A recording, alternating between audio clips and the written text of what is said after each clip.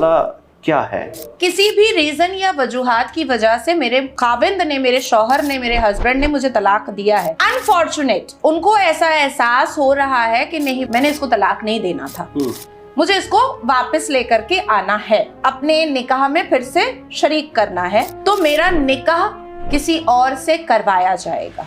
अब वो चाचा ससुर हो सकते हैं, वो मामा ससुर हो सकते हैं, वो देवर हो सकता है, वो जेठ हो सकता है। तो हलाला सिर्फ यहाँ पर खत्म नहीं होता है कि हमें सिर्फ किसी दूसरे मुसलमान मर्द से शादी करनी है, उनके साथ इंटीमेट रिलेशन भी करना है, उनके साथ सेक्सुअल रिलेशन करके फिर वो दूसरा मर्द मुझे तलाक देगा, तब मुझे पहला शौहर मुझे अपनी निकाह में वापस लेगा। इसको कहते हैं हलाला। हलाला की बात हुई तो आपने भी हलाला किया है?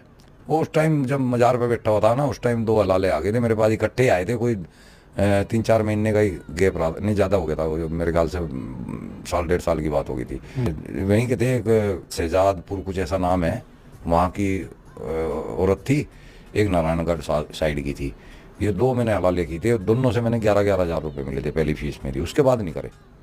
तो उसमें 3 महीने रिलेशन में रहना पड़ता है हलाला के लिए? नहीं, 2 दिन भी रह लो चाहे 1 दिन रह लो, कोई दिक्कत नहीं है। हलाला का नाम ले लेकर ये लोग सोशल मीडिया पर इस्लाम को बदनाम करते हैं। इस्लाम में हलाला का कोई भी कॉन्सेप्ट नहीं है। 3 तलाक के बाद बीवी अपने शौहर से निकाह कर सकती है, कैसे और कब, इसको जानने के लिए आपको ये वीडियो ध्यान से देखना पड़ेगा। और हलाला इस्लाम में नहीं बल्कि हिंदुइज्म में है, जिसका नाम नियोग प्रथा है। अब आप इसके ऊपर रिसर्च कीजिए। फिलहाल हम ये वीडियो देखते हैं। हमें हिंदू धर्म में बहुत सारी ऐसी प्रथाएं थी जो हमारे पूर्वजों ने उन्हें खत्म करवाया। सती प्रथा ले लीजिए, अभी तो दहेज प्रथा के लिए लड़ाइयां चलती रहती हैं। आज मुझसे भी कोई बहस करेगा तो मैं भी कह दूंगी गलत है। प्रॉब्लम ये है कि मुसलमान मानते नहीं है कि कुप्रथा है हमारे यहाँ पे कोई। कौन सी बताइए आप? हलाला। आप एक मिनट, जी, हलाला जैसी कोई चीज इस्लाम में नहीं है। कॉन्सेप्ट कहाँ से आया? है ही नहीं। मैं आप सुन लीजिए, इस्लाम में यह है कि अगर किसी की तलाक हो गई, कंप्लीट हो गई, अब वो शादी वो से नहीं हो सकती, ठीक है। लेकिन अगर कभी उसकी कहीं शादी हुई या वो डिवोर्स हो गई कभी नेचुरल कोर्स में, तो फिर वो कर सकती है। लेकिन ऐसा करने के लिए जो कर रहे हैं अगर कोई, उसके बारे में प्रॉफिट ने क्या क्या मैं वो सुनाना चाहता हूं। ऐसा करने वाला जहन्नमी है, करने वाला भी और करवाने वाला भी। मरदूद का लफ्ज इस्तेमाल किया है, यानी ये जो करते ना कि भाई ये मैं इसे निकाह करूंगा, कल सुबह तलाक दे दूंगा, ये ऐसा करने वाला जहन्नमी है।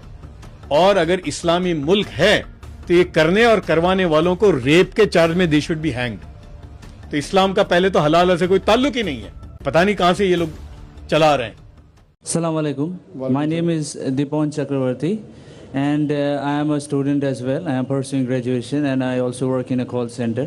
And my question is, why is it important for a woman to marry a third party if she wants to go back to her first husband after her first husband has given her talaq? भाई साहब का सवाल था कि ज़रूरी क्यों है कि अगर एक औरत अपने शोहर के साथ तलाक हो जाता है तो उसे दूसरे से, थर्ड पार्टी से शादी करना ज़रूरी क्यों है पहले शोहर से वापस करने के लिए? ये सवाल है। सवाल अभी दोहरा है, जवाब दे रहा हूँ मैं। ये लोगों को गलतफहमी है कि अगर मियाँ बीवी का तलाक होता है और अगर वो फिर से शादी करना चाहते हैं, ये गलतफहमी है लोगों की कि उसको तीसरे से शादी करना फ़र्ज़ है। कुरान में साफ तौर पे लिखा हुआ है, सूरह बकरा में सूरा नंबर 2 आयत नंबर 228 से लेके 242 तक तलाक के पूरा डिटेल दिया गया है, किस तरीके से तलाक दिया जाता है। पहले मैंने कहा था कि आपस में समझौता होना चाहिए, नहीं होता है तो गेट एन आर्बिट्रर, एक बड़े को बुलाओ, शोहर की तरफ से बीवी की तरफ से समझौता करो। नहीं होता है तो तलाक बोलने के बाद इद्दत के 3 माह है। कुरान में लिखा है सूरह बकरा सूरा नंबर 2 आयत नंबर 228 के 3 माह, 3 महीने, 3 menstrual cycle is the period of waiting, इद्दत। 3 महीने के बाद द डिवोर्स इज कंप्लीटेड। लेकिन 3 महीने के दरमियान अगर मियाँ बीवी वापस में रुजू होना चाहते तो हो सकते, तलाक नहीं होता है। लेकिन अगर 3 महीने तक रुजू नहीं होते और अलग हो जाते और 1 साल बाद उन्हें ख्याल आता है अरे हमने गलत किया, हम फिर से शादी करना चाहते, तो कुरान की आयत है सूरह बकरा सूरा नंबर 2 आयत number 232, do not prevent the women from marrying the former husband. आप औरतों को अपने पुराने शोहर से शादी करने से मत रोकिए।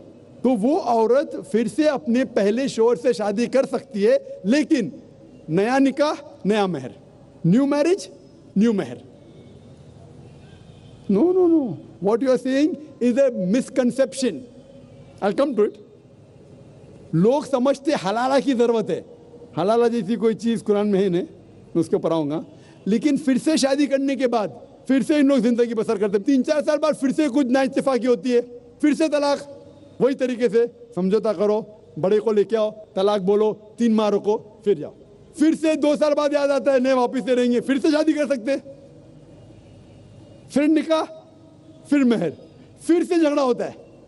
फिर तीसरी बार अगर तलाक होता है तो अल्लाह ताला फरमाते सूरह बकरा सूरा नंबर 2 आयत नंबर 230 में कहते हैं कि तीसरी बार अगर तलाक देंगे तो फाइनल। इसके बाद आप फिर से मियाँ बीवी नहीं बन, जब तक आप थर्ड को नहीं मैरी करें। इसमें क्यों? ये शादी ब्याह गुड्डा गुड्डी का खेल थोड़ी है। बचपन में गुड्डा गुड्डी का खेल में शादी करो, फिर से तलाक दो, एक दिन में 10 बार शादी कर सकते, बराबर ना? ये जिंदगी गुड्डा गुड्डी का खेल थोड़ी है।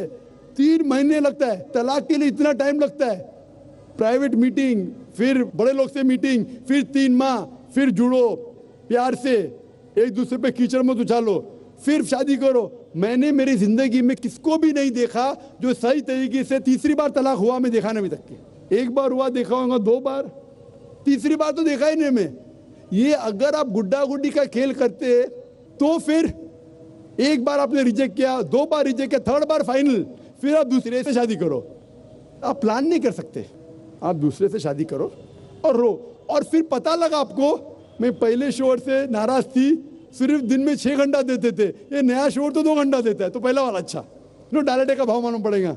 मेरी माँ मुझसे कहती थी मार्केट जाएंगे तो दाल आटे का भाव, दाल और आटे का भाव, आप समझे ना? तो हो सकता है क्या, मालूम पड़ा मैं मेरे शोहर से झगड़ा करती थी, वो बीवी कहेंगी, मालूम पड़ेगा नया शोहर तो पुराने वाले से बदतर है, आप समझ रहे ना? और फिर अगर नए वाले से डिवोर्स हुआ, सेम तरीका, आपस में समझौता, प्लानिंग नहीं। अगर प्लानिंग करेंगे कि एक रात तुम्हारे साथ सोऊंगा और फिर तलाक देना, ये हराम है, आप समझ रहे ना?